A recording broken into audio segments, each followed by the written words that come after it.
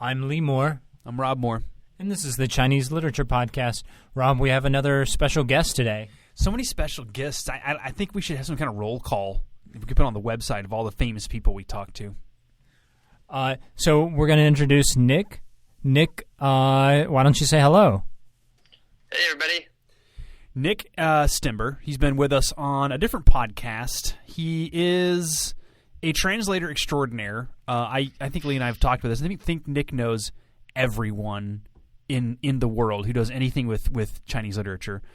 He's the official English language translator for Jinpinhua. He's also done tons of stuff. He has a website about Chinese manga, all kinds of stuff. So today we're actually looking at a piece of manhua. And Rob, you mentioned manga. Nick, manga and manhua, they're the same Chinese characters, but can you tell us a little bit about just the difference between the two so that those listeners who maybe know a little bit less can kind of think through this?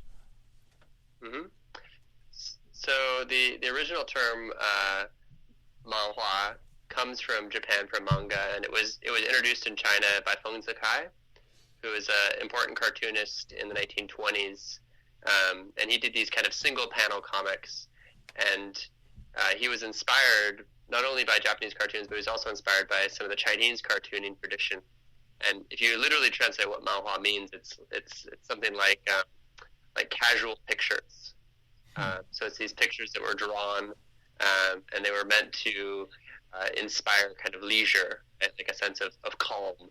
So in that sense, would it be, one of the things that's interesting about anything to do with studying comics, for example, in the West, is that comics tend to be sort of seen as this leisurely, not serious thing to think about. So if you mention that you're studying them or teaching them, people are like, why? I mean, you're going to do a class on Charlie Brown? What's the point of that? Do you think it's similar in the Chinese tradition? Yeah, I mean, I definitely think that comics in China are thought of as kind of a less serious genre. It's interesting because that's really a post-1949 thing. During the war of resistance against Japan, comics were actually a really important part of the war effort.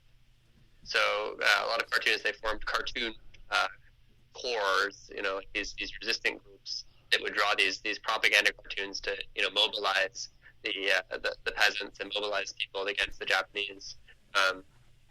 But I think more recently, people definitely think of comics, manhua, as basically just manga in China now. So people think of it as something for children. And that's interesting that you bring up that period, because what we're looking at today is manhua from the year 1950 on a very kind of propagandistic subject. I mean, it's made in the PRC.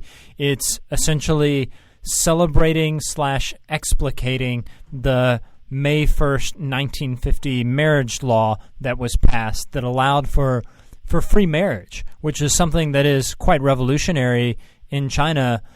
Previously, before 1949, there had been it had been quite difficult to get a divorce, and now, according to this new law, that's very much possible. What did you? So we're looking. I think the name of the manhua we're looking at is just Li Fengjin and the New Marriage Law, or something like that. Hang on, actually, right. Stop. So it's Li Fengjin, Li Phoenix Gold. So all the characters have gold in their name in this comic. Right, and it's all about the new marriage law. We were talking a little bit before the show. What did you think of this manhua overall, like compared with other manhua that you've seen? Well, I think it's interesting because the art is very crude, and it's really clear that the person who made this was not a professional artist, which is interesting because a lot of the artists that were drawing before 1949 continued to draw after 1949, and by and large, cartoonists, because they were mostly on the left, were able to make the transition, the post-1949 transition, more or less pretty successfully. So I would assume that this was not made in Shanghai. This would have been made probably somewhere or away from the print centers of China. How do you know all this? Like, what is in this cartoon? Because I mean, the listener can't see it, but what we're reading is just something that was found in a Shanghai bookstore in 1993, and there's nothing really indicating that we don't have that much information on this piece. So you're reading, you're kind of meta reading. What are the factors that say this is something that was made outside of Shanghai by a probably a non-professional cartoonist? Well, my main reason I would say that is just because of the quality of the art. Because Shanghai had a very established community of artists and cartoonists, and they had presses, they had all of the equipment. They could have done, full color prints. It looks like the cover of this actually was a full color print, so they might have had some help on that part. But it looks pretty simple. Like, it looks like it could have been lithographed. And lithography is a very simple way of printing. You basically use wax to draw on a stone, and it's been around since the 1850s when the missionaries first introduced this technology in China. But more established cartoons, so like in the 1930s in Shanghai, they were using German prints. Like, they were using these with rollers and all that kind of stuff. So it was a much more complicated kind of printing. Before we get too deep in this story, Rob, would you mind just telling us what actually happens in this maybe 40-something page manhua? I can do that. It's it's a pretty simple story. Whenever you're dealing with propaganda, you can summarize it pretty quickly. But this one is about a young woman named Li Fengjin, who is sold into marriage in the sort of the traditional way. Her husband and their family treat her horribly, beat her, and starve her. So she escapes, is sent back, escapes again, is sent back, increasingly brutalized treatment until she's befriended by a person in the village named Gu Shuijin. Their names literally mean, Fengjin is like phoenix gold, and Shuijin is like water gold. They're, very precious, whatever. But they strike up a friendship. She eventually moves in with him. We'll talk about in a second what exactly that means, but as the story goes on, they're treated terribly in various ways. The local cadres don't understand the new marriage law, and so they prosecute Shuijin and Fengjin for their crimes. But eventually the district cadres find out about it, step in, enforce the new law, which says that you can basically marry whoever you want and divorce whenever you want. So Shuijin gets a divorce, has a wonderful life afterwards, and that's the end. Fengjin gets a divorce. What did I say? Shuijin? Yeah. Shuijin gets a divorce. So, yes. Fengjin gets a divorce, and all is well. It's very simple. It's very simply drawn. I think Nick mentioned this, but each page has 2 panels on it. The panels are real bare bones. There's usually only 1 or 2 people in them with minimal sort of decorative shading or any kind of depth to them. You can see that there's a building, and that's about it. And that's the story, which, of course, we're reading in translation, but people at the time would have been reading it in Chinese. I was wondering, one of the things I found so visually striking about this is the pilo. That element, to me, struck me most visually. I don't know if you noticed it, Nick, but the pilo are they're these arches, monumental arches made to chaste widows, particularly during the Qing and some in the Ming too. But every time something bad happens, every time Li Fengjin is running away from her husband, there's always a pilo in the background. Did you notice that? And can you comment on kind of like the ritual chastity cult in terms of the visuals of this? Yeah, no, I thought that was an interesting element, and the translator, she talks about that at the end. So Susan Glosser, she talks about how at the end, you see these pilo, and there's actually one of them, the first time you see it, there's human skulls in the grass. So it's not at all being subtle about what their opinion of these Pailo represent. So it's definitely a negative portrayal of feudal society.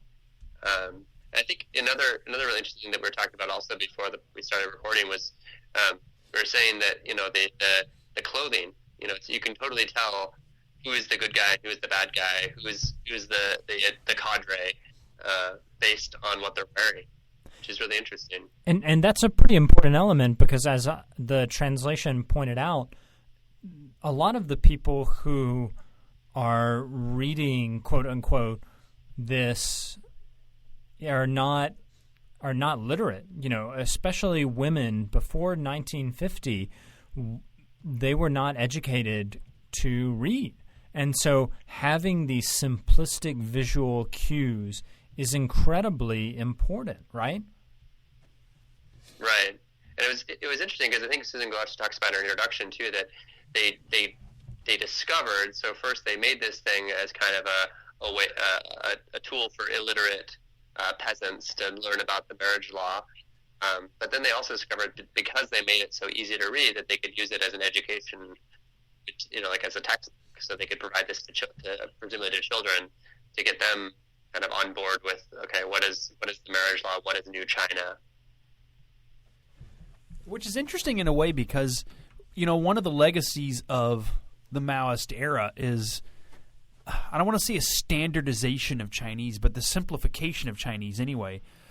But this is almost thriving on a kind of storytelling that doesn't even use words, or it doesn't depend on them. I mean, you can read this thing. If we hadn't even had translation, if we hadn't even had the words, really wouldn't have been that hard to follow, especially towards the end, like Lee's mentioning with these Pailo, and there's a panel towards the end where, Feng Jin is free and happy and all that, and it may not be Feng Jin, it might just be a random woman walking through a series of these, and they're all sort of shuttered up and falling down. Like the feudal era is effectively over.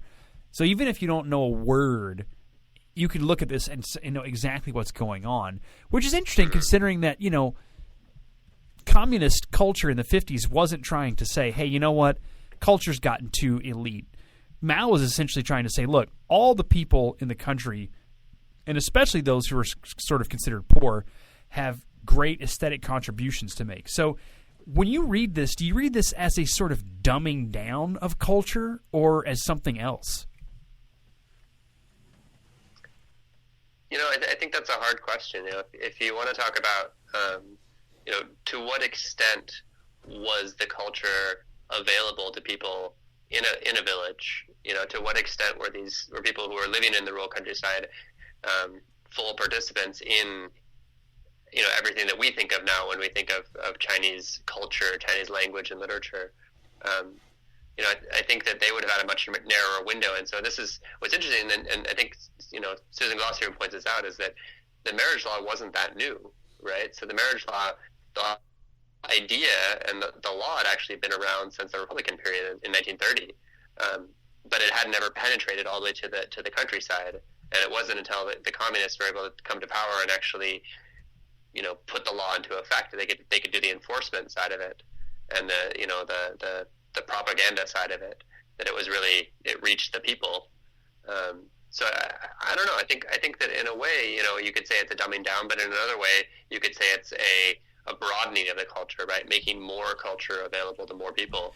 And this debate has occurred throughout the history of comics, right? I mean, in the 1920s and the 1950s in the U.S., there was this debate about whether or not comics were making kids dumber. And to a certain degree, it's a class debate. A lot of the people who wrote comics in the U.S. were originally Jewish, and they were excluded. They were excluded from the traditional realms of literature, and so this is a way for them to participate in cultural production. Do you think something like that is maybe going on here? I guess not, because the communists are all embracing of this simplistic proletariat oriented art, right? That's part of what Yan'an's talks in 1942 are all about. Mm-hmm. And in that light, you might say that that maybe that the art style, that was an intentional choice, right? That they decided to use maybe a less experienced artist, a more simple style, rather than bringing in like these professionals to do it. They wanted to have something that was really kind of like a Shungun kind of feel. Use another term, like the root-seeking feel. Yeah, I mean, just looking at parallels in Chinese more traditional literature in like essays and short stories, they are, at the time the communists took over in 1950, so the communists take over in 49, but in 1950, 1951, 1952, the communists are actually going out and finding people who don't know how to write, who have never written literature or have a very basic knowledge of literature, and they're sending them to school to teach them to be writers. These are people who are machinists, who are factory workers, who are soldiers, and the argument that the PRC has in the very beginning here is that they need to make writers out of the people of these classes, because that's what's going to allow their true voice of communism to kind of blossom. And what's interesting, I was going to add to that, the thing I find interesting, or one of the many things I find so interesting about stuff from the Maoist period, is that I think as we can all agree, aesthetically it's pretty awful. But to an extent, they're doing, at least in the beginning, what writers in the May 4th and some of the more ideologically oriented writers in the late Qing were saying they wanted to do. When writers like Liang Qichao and Zhang Pu and others are talking about sort of reaching the people, they're still trying to sort of quote unquote reach the people with stuff that's probably a little beyond them. And so in the early 50s, when you have these kinds of things, this really is an attempt to reach the people, because someone in a village is not going to be super impressed with a modern Chinese updating of, Diary of a Madman by, Gogol. So this is really an attempt to reach the people the way previous generations said they wanted to do. But of course, it doesn't age particularly well. So it's I've always found that very intriguing, because, people like Lu Xun always get touted as sort of like the spokespeople for the masses, and actually not really. Like, the average Chinese person today even doesn't just go out and grab a copy of Lu Xun and read it. Right. They'll grab a copy of Yuhua. Right. Before we finish up, I wanted to talk a little bit about the sexual politics involved in this story. Right, like the use of the word prostitution is really interesting. How so? Well, they talk about, so in the comic they say that she was, when they forced her back, so when she runs away from her family a couple of times, and when they force her back to live with her husband, they say she was being forced back into prostitution, to use scare quotes. I'm not sure if that was something the translator added, the quotes, but anywhere, I imagine the original Chinese says prostitution, right? So it's an interesting way to discuss the idea of dowry-based marriage.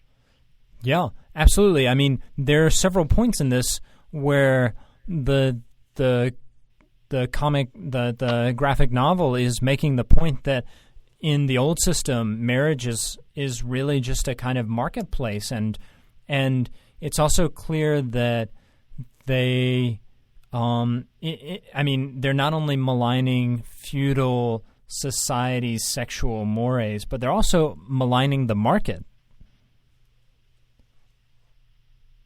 Yeah, and I thought it was interesting because that comparison to prostitution is something that I think it predates the Chinese communists. I mean, I remember reading an essay by Emma Goldman, who's an American anarchist and political activist, and she was talking about how essentially marriage was prostitution, and this is in the U.S., at the turn of the 20th century. So I think it's something that radical thinkers have proposed, and it's interesting to see it come up in a state propaganda, right? So this is something that the Chinese government is promoting, that you should think of a traditional marriage as prostitution, but you should think of the new marriage as something different, that people are are marrying as equals and that they're coming to a partnership. And someone as politically conservative as Zhang Ailing once said, marriage is just long-term prostitution. So this is definitely a very powerful discourse circulating throughout China, and I would say throughout the world. Did you notice? So there were a couple of panels where we're kind of unclear on. So Li Fengjin befriends a man in a nearby village who tries to help her. Is it clear whether or not they actually have a sexual relationship in that? I think it's definitely hinted at. Right. She's standing, I mean, so we look at her in one panel, and she's standing actually leaning against a doorpost talking to him in this very casual manner. And I was struck by that. And the translator also made the point that she's kind of situating her body in a similar way to how Pan Jinlian, the heroine of the Jinping Mei, the Plum in the Golden Vase, situates her body against the door sill talking to men on the outside. There's one part where the story says Guo Shuijin convinced Li Fengjin to rebel. And I'm just not sure what rebel means, if it means, to have an adulterous affair or if it's political. It's interesting how sex, even in a graphic novel that's arguing that sex, we should be free to have sex, it's still such a politicized act.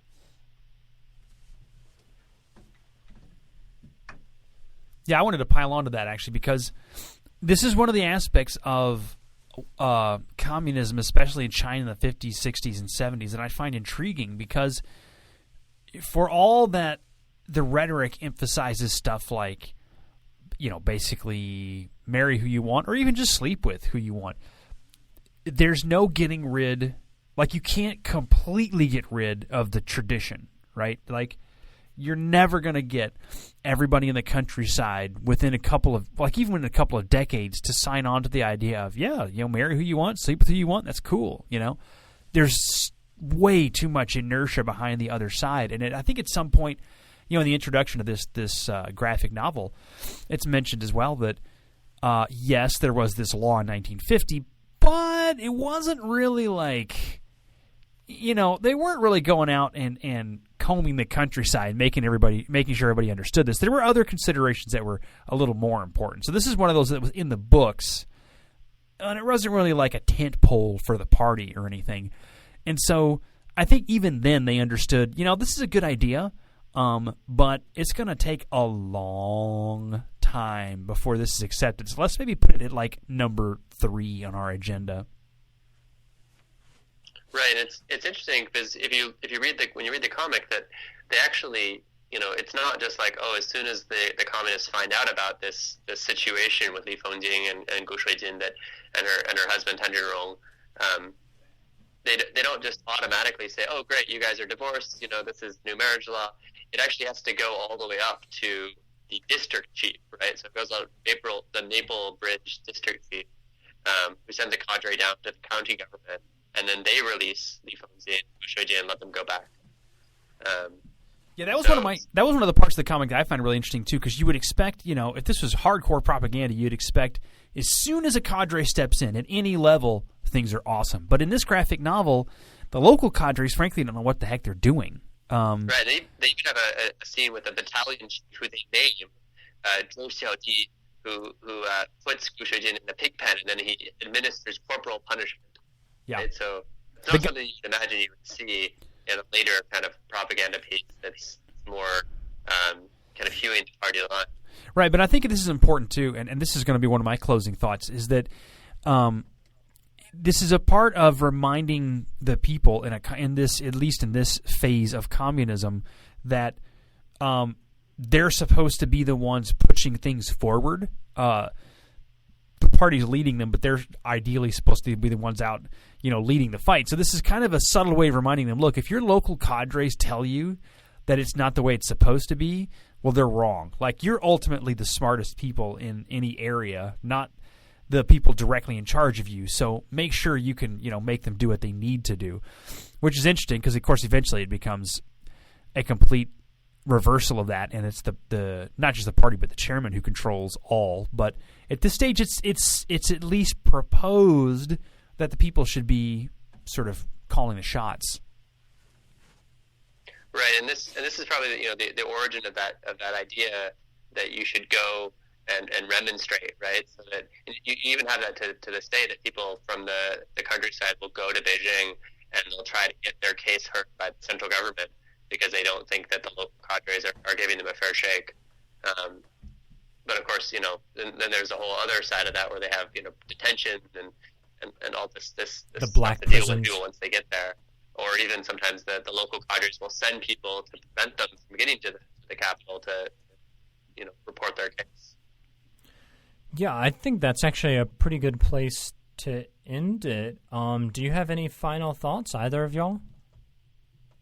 No, I think this is a great comic, and thank you for drawing our attention to it. And I think we should definitely. I hope that more people will go out and find this. I think it was self-published by a small press. So I think Susan Glosser mentioned that she founded this press to promote this kind of work. Huh. So I hope that this was published, I think, in 2005. So I hope that she is going to be publishing more, and that more people will track this down. And just for those who are curious, the small press, I hope it's still around, but it may not be. It's called Opal Mogus Books. Opal, O-P-A-L, and then Mogus, M-O-G-U-S Books. So that might help you find it, but I'm sure they put out some other really interesting stuff. But as with all this kind of stuff, it's such a fascinating lens onto that part of history that you're really not going to get in history books. So definitely check it out. Yeah, my final thought is it's a literary work like none other we've discussed on the podcast. You should definitely see it. Li Fengjin, How the New Chinese Marriage Law Helped Chinese Women Stand Up, edited and translated by Susan Glosser. All right, Go check it out. Yeah. All right. Well, thank you for being on the podcast, Nick. Yeah. Well, thank you for having me. It's been lovely. All right. Well, until next time, I'm Lee Moore. I'm Rob Moore. And this is the Chinese Literature Podcast. Thanks, Nick.